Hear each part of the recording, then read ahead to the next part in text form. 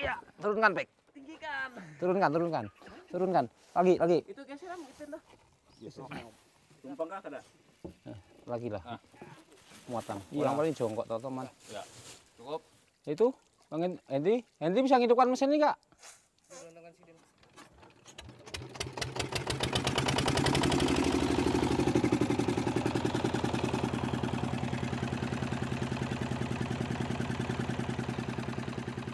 Setelah memastikan kematian bekantan karena sebab alami, Basuki dan kawan-kawannya melanjutkan rencana menanam bibit pohon.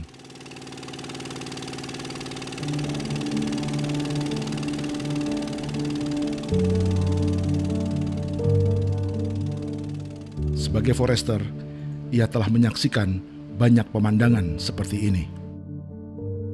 Bagi Basuki, kematian seekor satwa berarti kehilangan kawan yang ikut menyebarluaskan benih pohon lewat kotoran ke seantero hutan.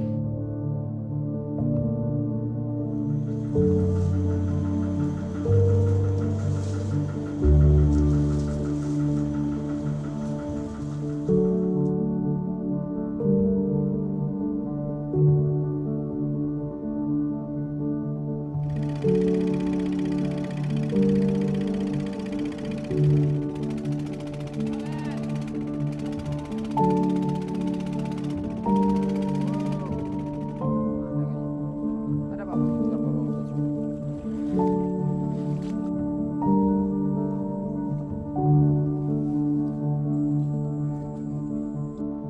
Ya. Stop.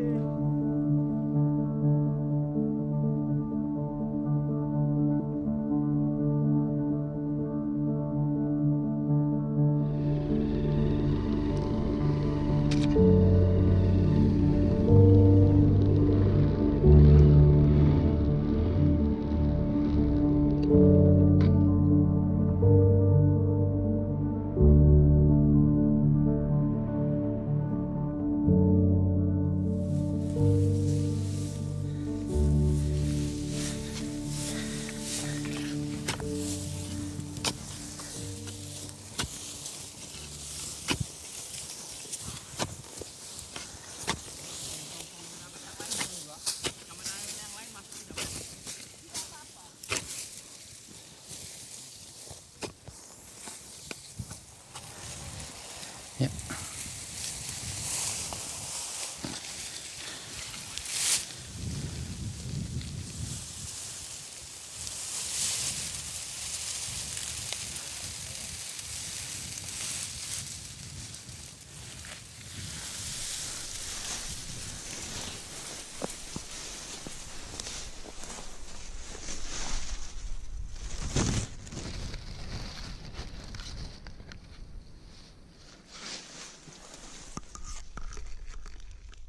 Sudah 17 tahun Basuki dan kawan-kawannya melakukan ini.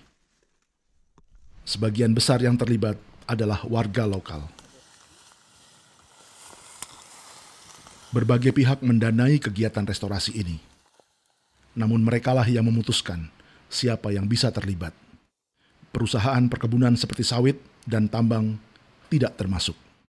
Mereka mengambil secukupnya dari proyek-proyek penghijauan ini, sekedar untuk bertahan hidup. Sebagian besar dibelanjakan untuk pembibitan, penanaman, dan pemeliharaan. Mereka berbagi mimpi yang sama, yaitu kembalinya hutan dan seisinya.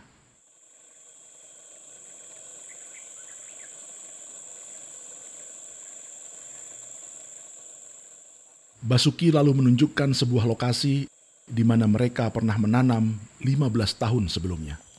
Saya di sini dihadapkan pada realita bahwa kawan-kawan saya, staf-staf di sini adalah semua orang lokal dan mereka tidak punya banyak pengalaman. Mereka semua ada para penebang liar sebelumnya. 2003 tempat ini masih benar-benar tempat yang kosong ya, habis terbakar. Dan tidak ada pohon-pohon, cuma rumput ilalang. Kemudian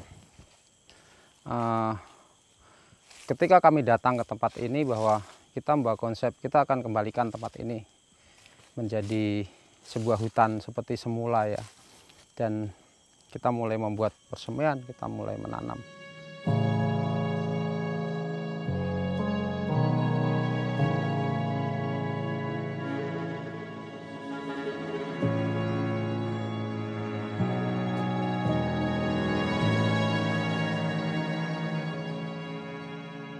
Ini sangat lambat, ini jenisnya toh palagium.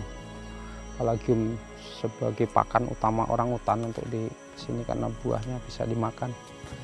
Dan kita mencoba menanam jenis-jenis di antaranya ini, di antara 46 jenis spesies yang kita tanam. Lambat sekali pertumbuhannya, tapi ini sudah cukup membuat kami senang ya. Berarti ini sudah kira-kira 15 tahun. 15 tahun baru segini. Dulunya tempat ini hutan yang besar.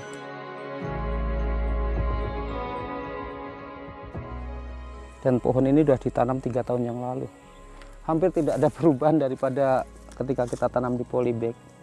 Jenis ini 1 tahunnya pertumbuhannya rata-rata 1 mm. Lambat sekali. Kita bisa bayangkan kalau diameternya itu 50 cm, itu berarti dia memerlukan waktu ratusan tahun. Kayunya sangat keras, dan ini yang terjadi ketika pembabatan, kebakaran, jenis-jenis ini musnah, dan bisa dibayangkan berapa ratus tahun waktu yang diperlukan untuk membuat lagi pohon ini. Saya tidak yakin bahwa ketika pohon ini besar, kita ini masih hidup dengan pertumbuhan kayu yang sangat lambat.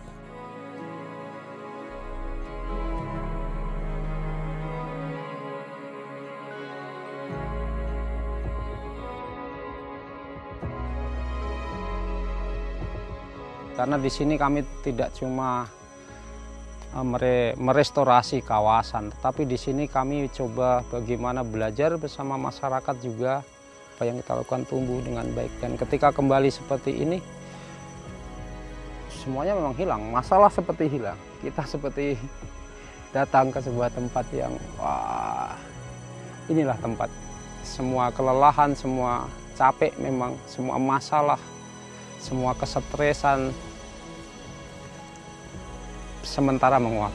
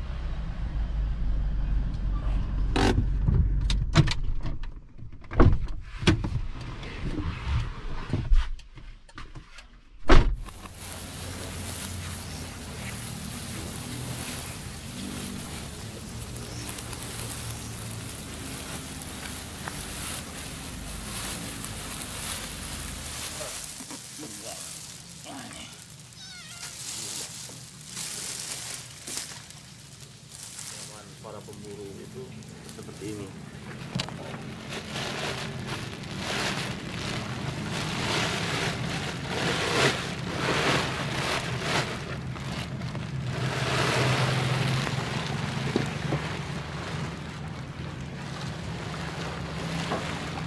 Ini kira-kira sebesar apa nih bang? Berapa meter itu ya? Ini 180 bang. Jenis kelamin ini laki-laki. Jantan. Iya.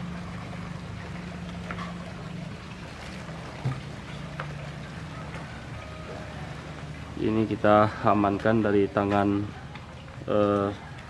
pelaku. Bisa tahu berapa tahun umur itu? Kira-kira ini umur itu? Ini lebih kurang 2 tahun. Sini sudah dewasa. Jadi kalau ukuran 180 itu sudah dewasa juga.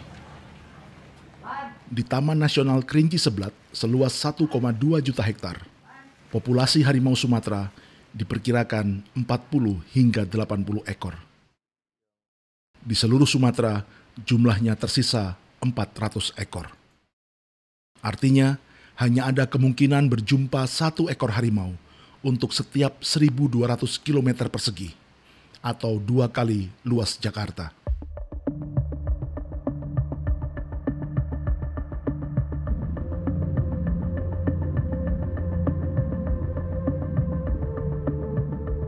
Jika nasib raja hutan bisa berakhir di kantong plastik seperti ini, apalagi beruang. Sepanjang pengalaman Ferry Irawan, hilangnya predator di hutan berarti semakin meledaknya populasi babi.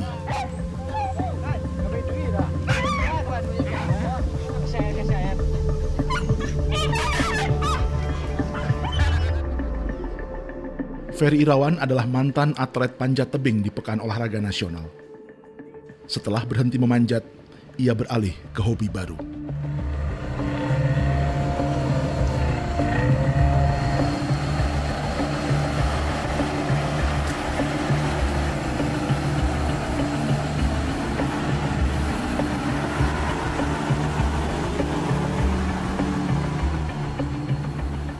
Namun ia tak pernah berhenti dari aktivitasnya mendampingi masyarakat sejak akhir tahun 1990-an. Dari mana nih bang? Dari mana Teboy? Ini? Iya. Iya. Teboy. Tapi bawa ke kayu apa? Kayu sipi mas. Sipi Mas ya? Sipi Mas di Teboy ya?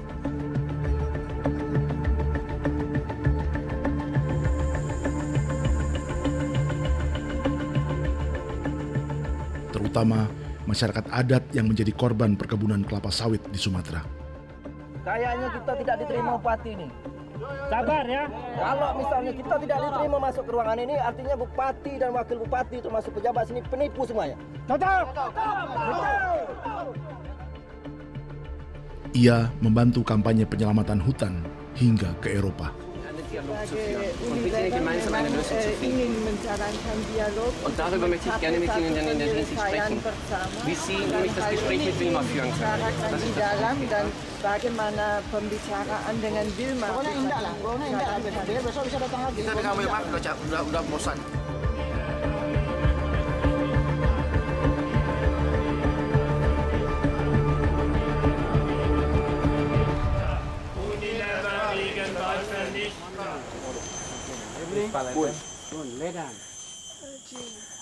Halo.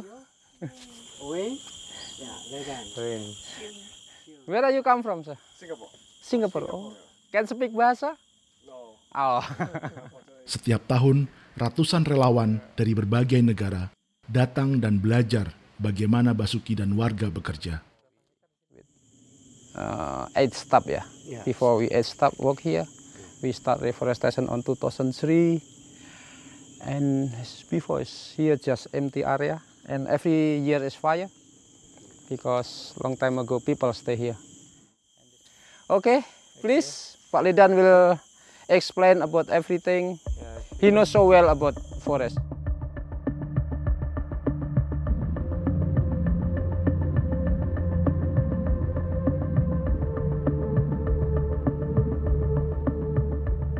Namun ancaman bukannya tidak ada.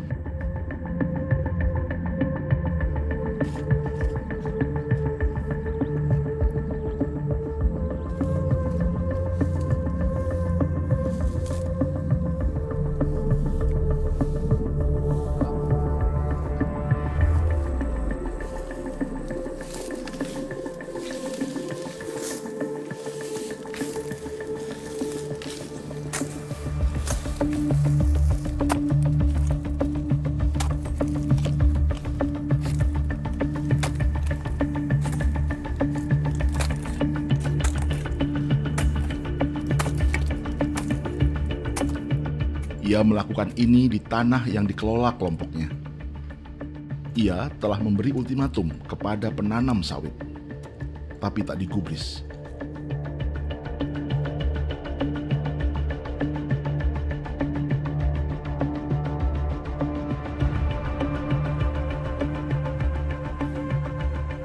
Halo. It's for hot for you. Nah, I'm from India. I'm used to it. Good.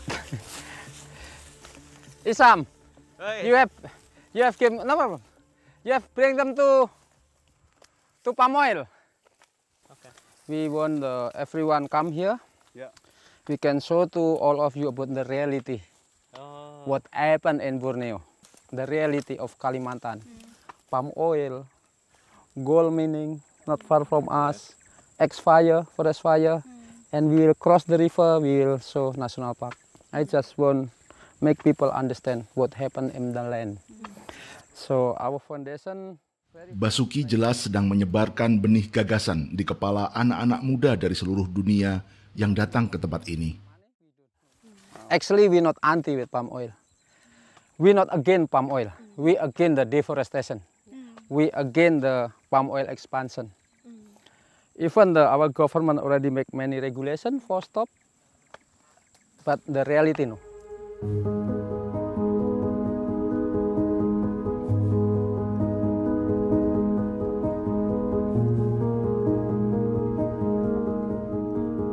Dan kalau ditanya dendam atau tidak, ya, karena pada dasarnya Cilumbun dulu adalah tempat yang sangat bagus, basah, subur.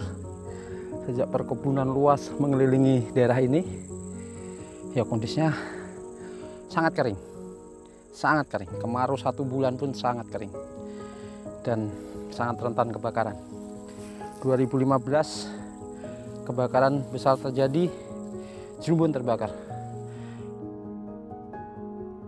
Dan inilah perkebunan luas yang dimaksud Basuki dan ancaman yang sedang dihadapinya.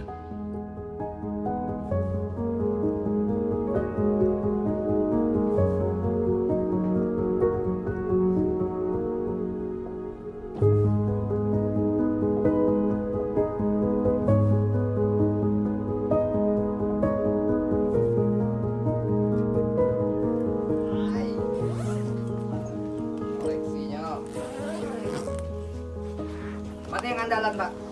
Ada. Yang andalan. Nanti dulu yang andalan. Nih, pas tengah ini. Nah, Luar biasa ya? ya. Tapi ininya keren. Ini sudah sip. Puntung rokok 30 meter taruh. Gacik yang nembak. Ini murah, cuma 3 juta sekarang senjatanya. Tapi senjatanya nggak sama. Ya enggak. Ya, telinya yang murahan aja kita. Untuk apa yang mahal? Yang Ini murah. setting sendiri Pak ya? Ini ya? Ya. Masak sendiri Pak? Nyetal sendiri. Nyetal sendiri. Kita Ini naruhnya yang menyetel 30 ini. meter puntung rokok. Ini puntung rokok. Ini kalau meledak satu harus nyawanya aja satu. Udah pas. Ferry Irawan menemui Sucikno alias Gacik, seorang pemburu yang telah 40 tahun menjelajahi hutan Bengkulu Tengah. Macam-macam.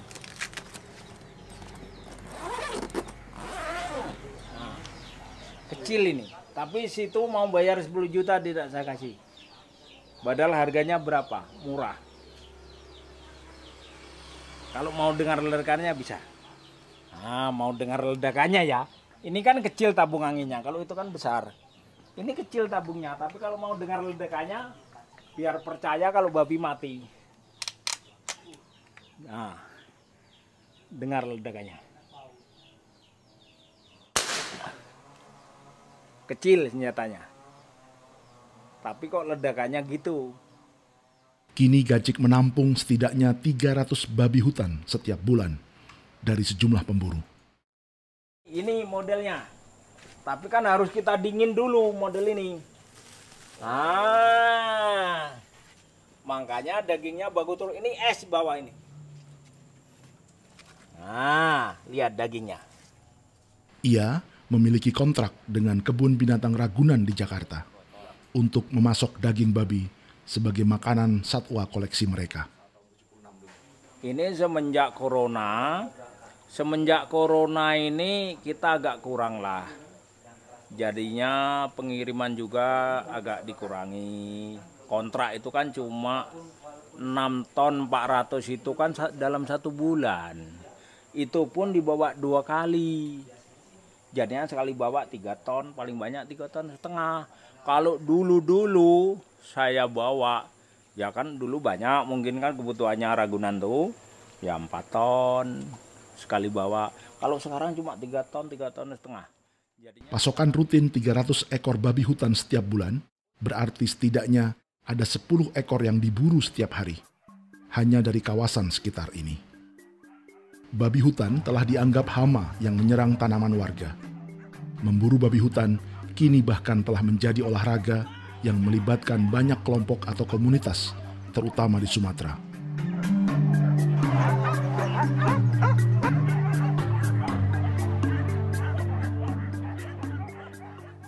Yang ini bahkan di Jawa Barat.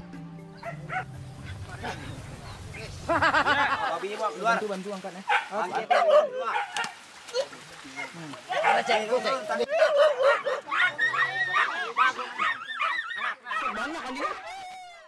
Babi ini sangat merusak pokoknya.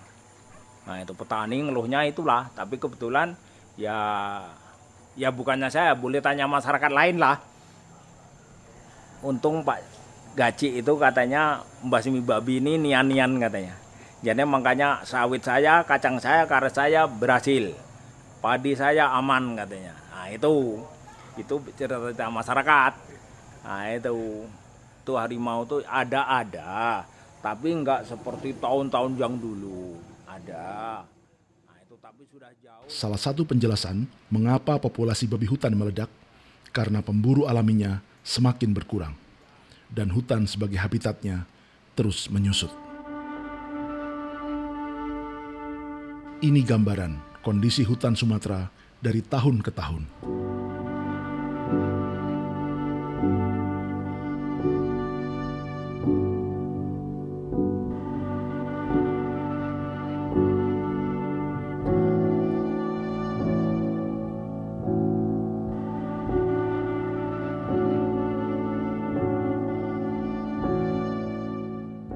Ini kondisi hutan di Kalimantan.